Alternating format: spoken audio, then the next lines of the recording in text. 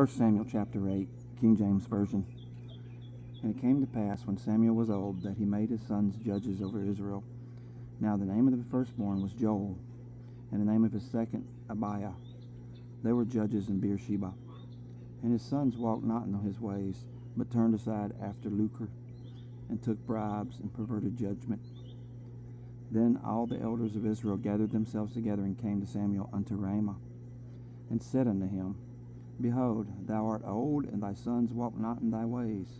Now make us a king to judge us like all the nations. But the thing displeased Samuel, when they said, Give us a king to judge us. And Samuel prayed unto the Lord. And the Lord said unto Samuel, Hearken unto the voice of the people, and all that they say unto thee. For they have not rejected thee, but they have rejected me, that I should not reign over them, according to all the works which they have done since the day that I brought them up out of Egypt, even unto this day, wherewith they have forsaken me, and served other gods, so do they also unto thee. Now therefore hearken unto their voice, howbeit yet protest solemnly unto them, and show them the manner of the king that shall rule over them. And Samuel told all the words of the Lord unto the people that asked of him of a king. And he said, This will be the manner of the king that shall reign over you. He will take your sons, and appoint them for himself, for his chariots, and to be his horsemen, and some shall run before his chariots.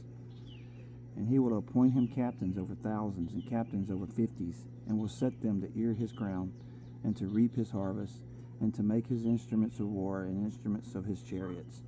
And he will take your daughters to be confectionaries, and to be cooks, and to be bakers. And he will take your fields, and your vineyards, and your olive yards, even the best of them, and give them to his servants. And he will take the tenth of your seed, and of your vineyards, and give to his officers, and to his servants. And he will take your men servants, and your maid servants, and your goodliest young men, and your asses, and put them to his work. He will take the tenth of your sheep, and ye shall be his servants.